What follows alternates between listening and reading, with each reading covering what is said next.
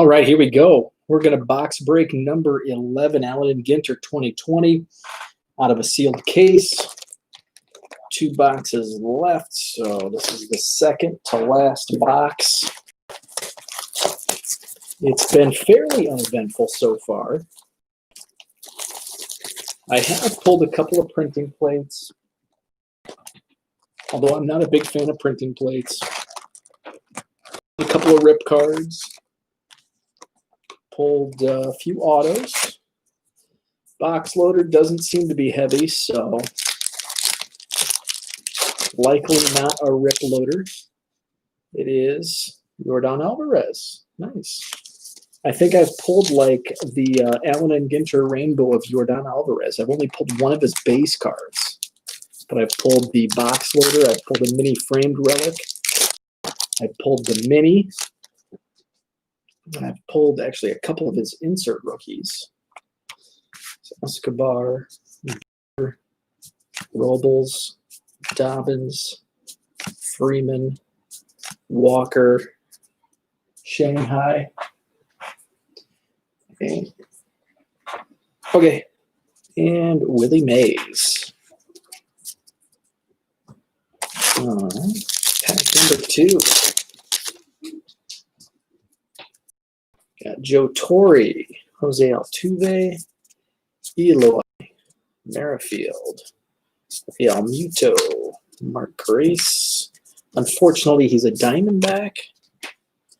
I've got the Ocean Where Monsters Live. Okay.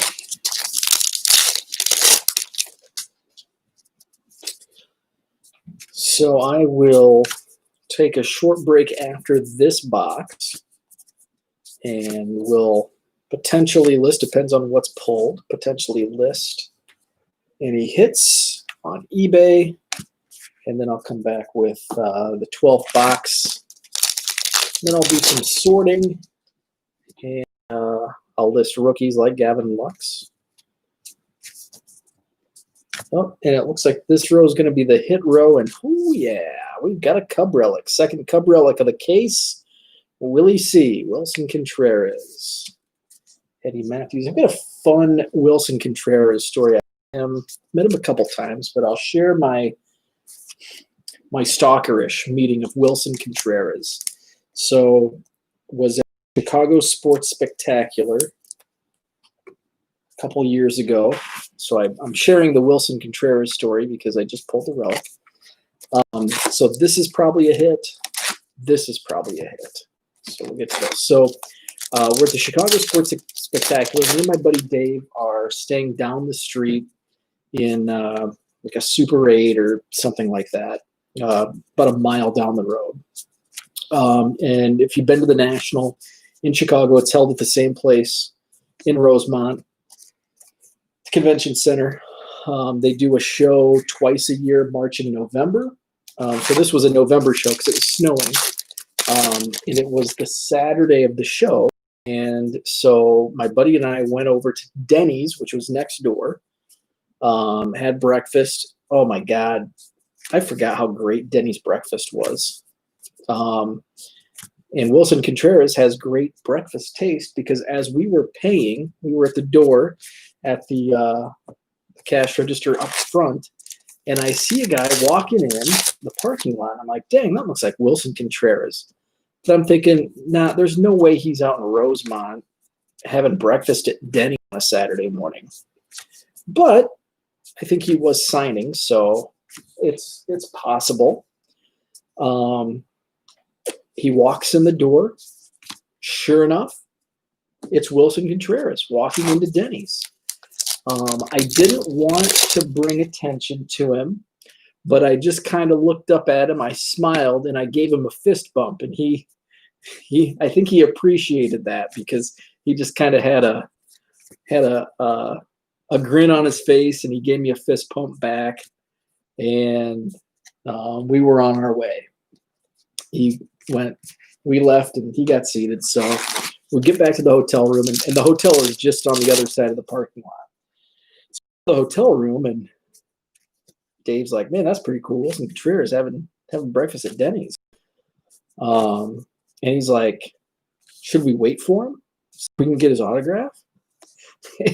Mind you, he's like $150 in an hour at the show, and I'm like, I don't know, that's kind of stalkerish. I don't know if I want to do that. So then I got to thinking, I'd like to take a picture with him. And I've got a Wilson Contreras autograph, and I've got a couple. I'll share those stories.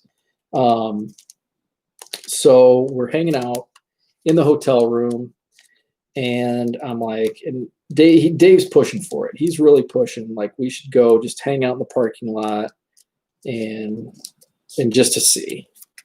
And I'm sharing the story because I've hold a Wilson Contreras relic. So I'm like, all right, let's do it. Let's just go kind of linger. So it's snowing. It was pretty comfortable. It was like 30 degrees. So it wasn't super cold. A nice little steady snowfall, nothing crazy, not a storm or anything. So we're waiting in the Denny's parking lot. We're trying to see which vehicle was his, and I think there was like an orange SUV. But we didn't like stand next to it. We were kind of towards the end of the parking lot with an eye on like the door, because we didn't want to like stand next to his car, because that's super stalkerish. You got to enjoy that. So, so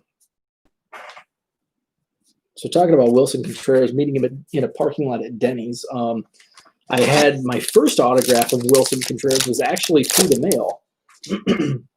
I collect autographed baseballs. You can see in the background. That's my ball wall. So I collect Cubs autographed baseballs, and I used to do more than what I do now. I haven't sent a baseball through the mail in a while, just because my wall is filled, and I have a couple hundred baseballs that are just sitting in totes. So I've kind of laid off. If I'm at spring training, if I'm at the Cubs convention, if I'm at a minor league game, then I get autographs, but I don't buy them. I don't send them in the mail. I'm not really pursuing. But about 5 years ago, I was sending a lot of baseballs through the mail. And I was sending to minor league guys. I had a project where I was trying to collect the 1982 team, because that was the year I was born. Got about halfway through. There's a couple guys that are super hard. A couple guys have passed away. So I didn't continue on. It's actually something I should probably look up and maybe tackle again. But Wilson Contreras was somebody that I had requested, and it was in like 2015, maybe. Been 2015. I was living in our previous house, and he was in Double-A, and it was the season that he just came out of nowhere and became a top 10 prospect. Like, he went from not even on the top 30 Cubs ranking to like number 1 in a year. So he was with the Tennessee Smokies Double-A, and I sent him a China ball, like from like an ROB2, to the Tennessee Smokies, and he sent a ball back, and he actually sent a Double-A Southern League baseball signed back. So that was even better. Neat rookie. So that was pretty cool. So that was my first Wilson auto. And then he came out to Club 400, not last summer, but 2 summers ago, and was able to meet him. And it's a fundraiser. Part of the fundraiser, you get your picture taken, and you get a swag bag. And the swag bag is a signed Wilson Contreras World Series ball. So I have that in my collection, along with the Southern League ball. And if I had to, I actually may sell it to a friend of mine who has a relative that's a huge Contreras fan, and I would actually I would rather give up the World Series ball, because the Southern League ball is just kind of a, it's more of a unique item, where it's like, hey, I sent him this cheap baseball, but he sent back a cool, actual authentic minor league, Southern League ball. I'm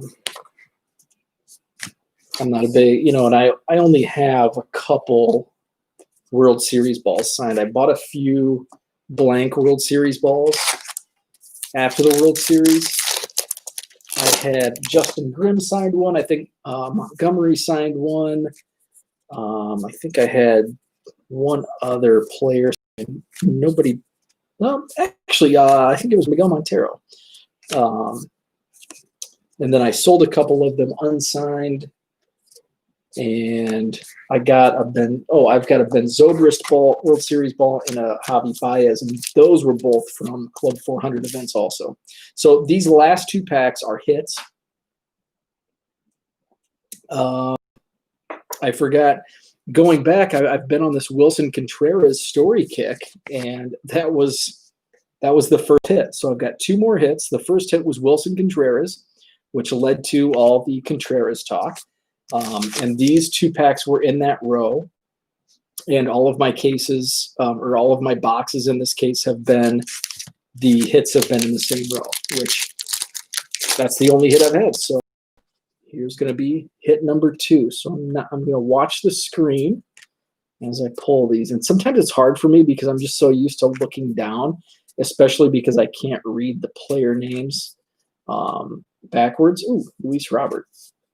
So here it is. It's a plain relic of Matt Carpenter. So it's going over there. Bummer. So just a standard relic, a regular relic times 2 in this box. And they're both baseball, which are dollar autos or dollar relics, even if it's Wilson Contreras. But I'd much rather pull a dollar relic of Wilson Contreras than a dollar relic of Carpenter. Okay, so last pack of the 11th box. Going to be a hit. It's a mini frame. I just peeked it.